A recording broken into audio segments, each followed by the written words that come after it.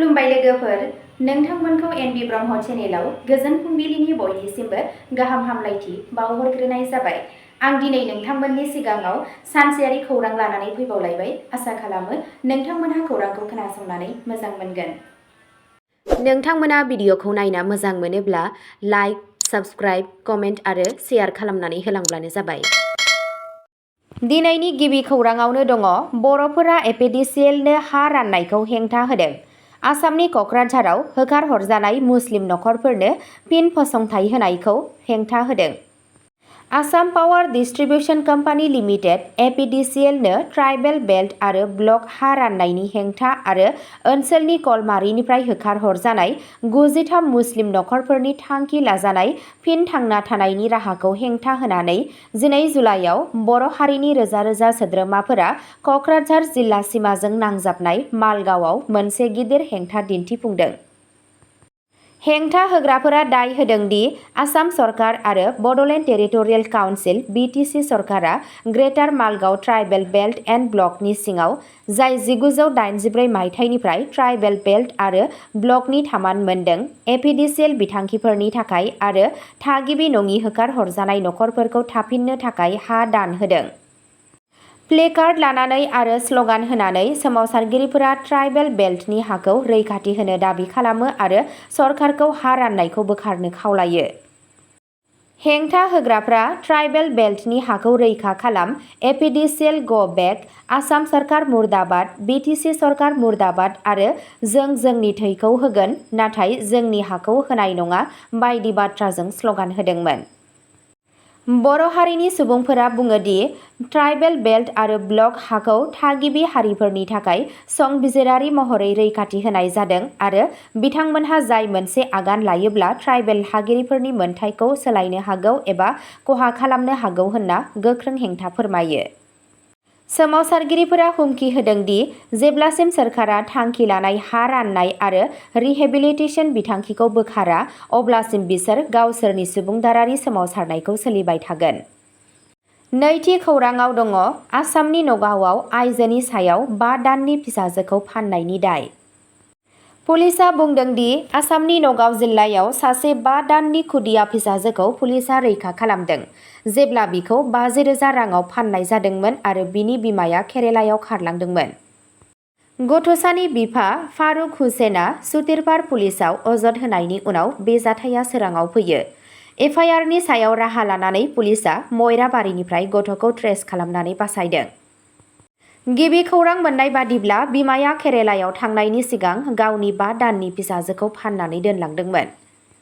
बियो सोरनिबा गोहोमाव खामानि मावदोंमोन ना रांखान्थियारि आंखालनि थाखाय दासान्दि बेनि सायाव नायबिजिरनाया सोलिगासिनो दं। रैखा खालामनायनि उनाव उन्दै हिन्जावसाखौ बिफानो होनाय जादों। थामथि खौराङाव दङ, आसामआ जुलाइआव 70 लाख नखरफोरनो 1.34 लाख मेट्रिक टन बेसेन नाङि माइरं होदों। साबसिडि गोनां दालि सिनिआ आगस्तनिफ्राय जागायगोन। गिबि मन्थ्रिया फोरमायनाय बादिब्ला जुलाइ दानाव गासै 1,34,237 मेट्रिक टन माइरं गासै 70 लाखसो नखरफोरनो बेसेन लायाजासे जगायना होनाय जादों। शर्मा बिथाङा बेखौबो मिथिहोयो दि पाब्लिक डिस्ट्रिबिउसन सिस्टेम (PDS) नि सिङाव साबसिडिनि मुसुर दालि आरो सिनि राननाया आगस्त 2026 निफ्राय जागायफिनगोन, जायनि गेजेरजों मोननांगौ मुलाम्फा मोनगिरिफोरा उफ्रा रेहाय मोनगोन। ब्रैथि खौराङाव दङ, आसामनि चिराङाव फोरोंगिरिनि साख्रिखौ मोननो थाखाय नंखाय थिसनथाइ लाइजाम बाहायनायनि दायाव नंखाय फोरोंगिरिखौ हमदों।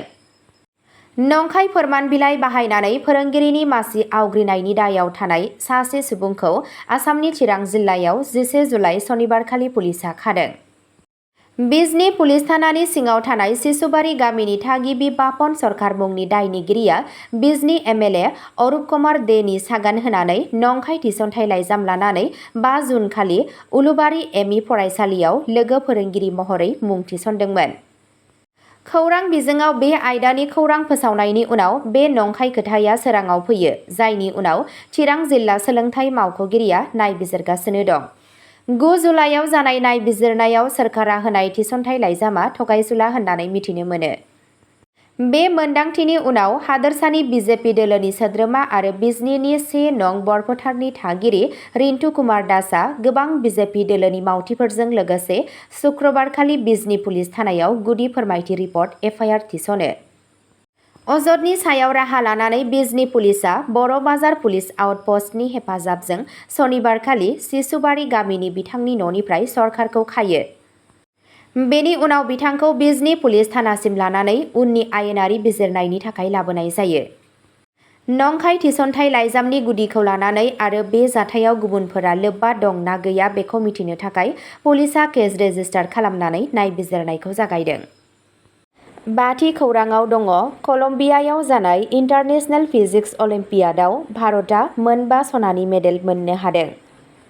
भारतनि सा 5 सोद्रोमानि हानजाया कलम्बियानि बुकारामांगायाव खुंफुंजानाय 56थि इन्टारनेशनेल फिजिक्स अलिम्पियाडआव सनानि मेडेल मोननो हादों। गासै सा 5 बाहागो लागिरिफोरा सनानि मेडेल मोननो हानायजों भारतआ चीन, काजाखस्तान, रुस, खोला करिया आरो ताइवानजों लोगोसे जथाय बुहुम नं 1 रेंकिं मोननो हादों। बे बादायलायनायाव 87 हादोरनि सा 381 फरायसाफोरा बाहागो लादोंमोन।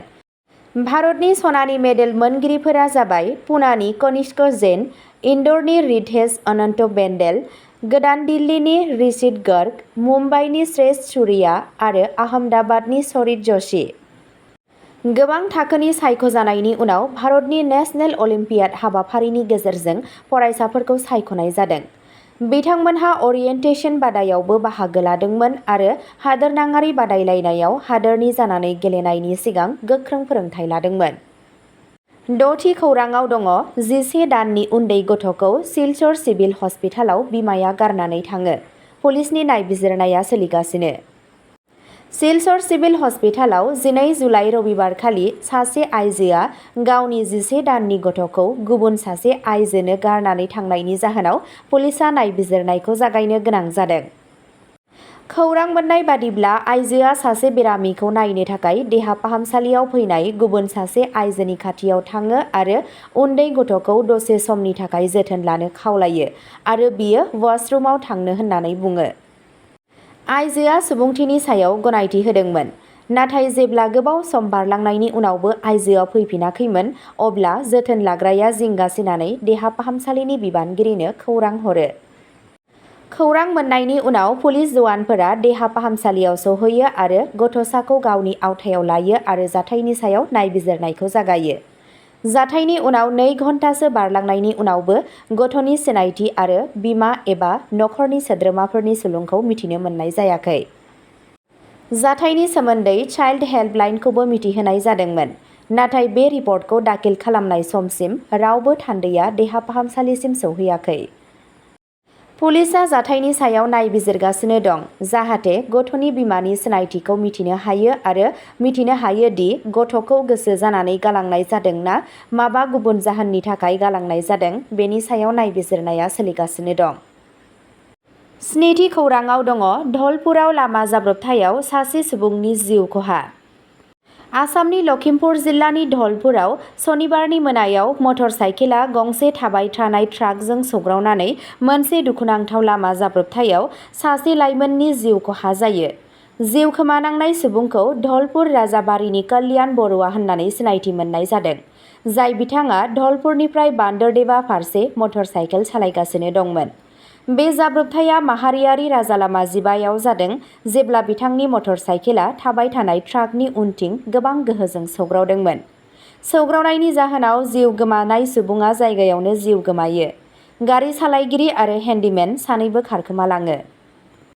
आरोबाव बिजनीआव गुबुन मोनसे लामा जाब्रबथायाव डाम्पार ट्राक सालायगिरिया खुनुरुखुमै बारग'नो हायो।